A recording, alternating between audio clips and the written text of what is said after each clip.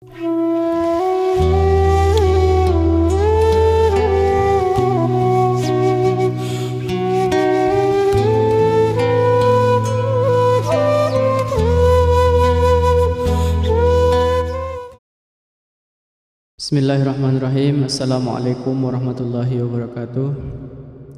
Alhamdulillahirabbil alamin, hamdan syakirin, hamdan na'imin.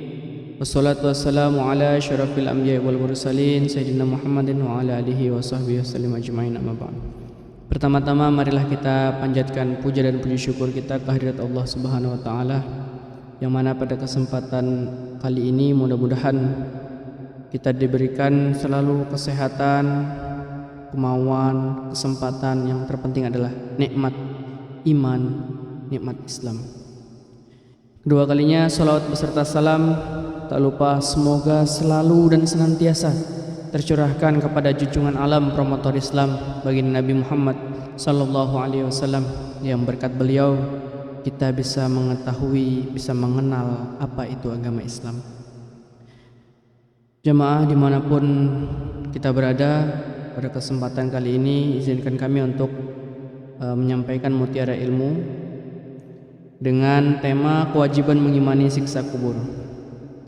Allah Ta'ala berfirman tentang kehidupan alam barzakh, yang artinya, dan barang siapa yang berpaling dari beriman kepadaku, maka sesungguhnya baginya kehidupan yang sempit. Quran Surat Toha 124. Yakni orang yang tidak beriman kepada Allah Ta'ala, maka ia akan mendapatkan kehidupan yang sempit di alam kubur, sebagaimana hal itu ditafsirkan sendiri oleh Nabi SAW dalam sabdanya, kuburan adalah seperti salah satu taman surga atau seperti salah satu lubang di neraka. Hadis riwayat At-Tirmidzi. Dari Sayyidah Aisyah radhiyallahu anha, ia berkata, aku bertanya kepada Rasulullah SAW tentang siksa kubur. Maka Nabi menjawab, yang artinya, iya, siksa kubur benar-benar terjadi. Hadis riwayat An-Nasa'i. Siksa kubur adalah di antara perkara yang wajib diyakini dan dibenarkan adanya. Siksa kubur akan ditimpakan kepada orang kafir dan sebagian pelaku maksiat di antara kaum muslimin. Imam Abu Hanifah radhiyallahu anhu dalam kitab Al-Fiqh Al-Akbar mengatakan, himpitan kubur dan siksa kubur adalah perkara yang benar-benar ada dan terjadi bagi orang-orang kafir dan sebagian pelaku maksiat di antara kaum muslimin. Dalil yang menunjukkan bahwa siksa kubur dialami oleh roh dan jasad, di antaranya adalah hadis bahwa Sayyidina Umar bin Khattab radhiyallahu anhu bertanya kepada Nabi Muhammad SAW, apakah akan dikembalikan kepada kita akal-akal kita, wahai Rasulullah? Kemudian Nabi menjawab, ya, seperti keadaan kalian di dunia ini. Maka Sayyidina Umar bin Khattab terdiam dan berhenti berbicara karena dia mendengar informasi yang tidak dia ketahui sebelumnya. Hadis riwayat Ibnu Hibban.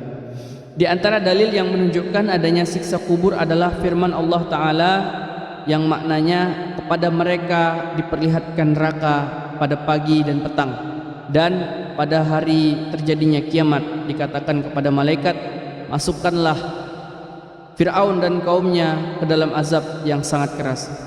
Quran Surah Ghafir 46. Yang dimaksud kaum Fir'aun adalah para pengikutnya yang mengikutinya dalam kemusyrikan dan kekufuran. Kepada mereka ini diperlihatkan neraka satu kali di waktu pagi dan satu kali di waktu petang. Jadi tidak ada kemungkinan lain selain hal itu terjadi di alam barzakh, yaitu tentang waktu antara kematian dan kebangkitan. Imam At-Tirmidzi meriwayatkan dari Rasulullah SAW bahwa beliau bersabda, yang artinya, perbanyaklah mengingat pemutus kenikmatan-kenikmatan, yakni kematian, karena tidaklah berjalan satu hari bagi kuburan kecuali ia berkata di dalamnya, aku adalah tempat keterasingan, aku adalah tempat kesendirian, aku adalah rumah dari tanah, dan aku adalah sarang ulat-ulat. Maka ketika dikuburkan seorang hamba mukmin yang sempurna imannya, kuburan akan berkata kepadanya, selamat datang sungguh engkau adalah orang yang paling aku cintai untuk berjalan di atasku. Jika hari ini aku diperintah mengurusmu dan engkau telah datang kepadaku, maka engkau akan lihat sikap baikku terhadapmu.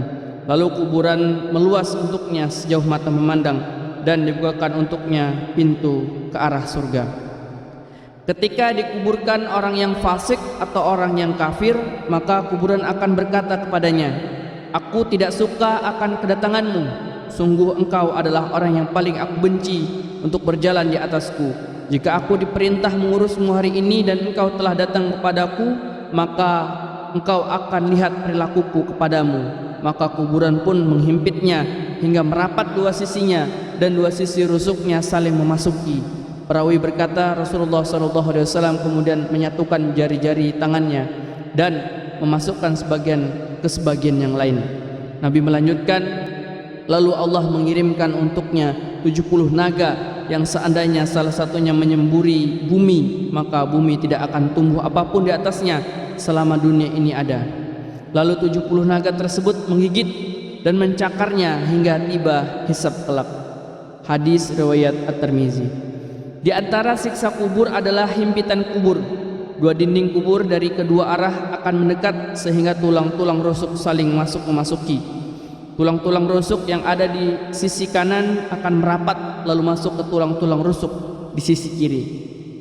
Imam Abu Dawud dalam sunannya meriwayatkan dari Al-Bara bin Azib radhiyallahu anhuma bahwa ia berkata, suatu ketika kami keluar bersama Rasulullah SAW untuk mengantarkan jenazah seseorang laki-laki dari kaum Ansor.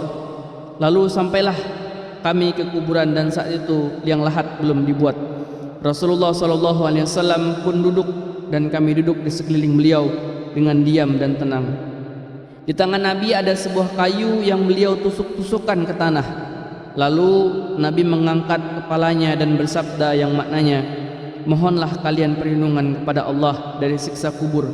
Mohonlah kalian perlindungan kepada Allah dari siksa kubur.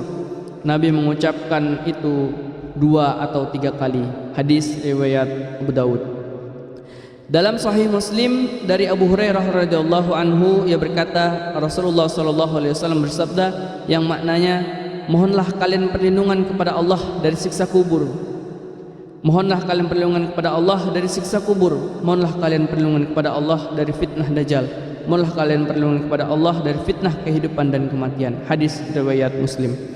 Hendaklah diketahui bahwa Allah Ta'ala memberikan keamanan dan keselamatan kepada para hambanya yang beriman dan bertakwa, serta senantiasa melakukan amal saleh karena takut akan murka Allah dari siksa kubur dan kedahsyatan hari kiamat.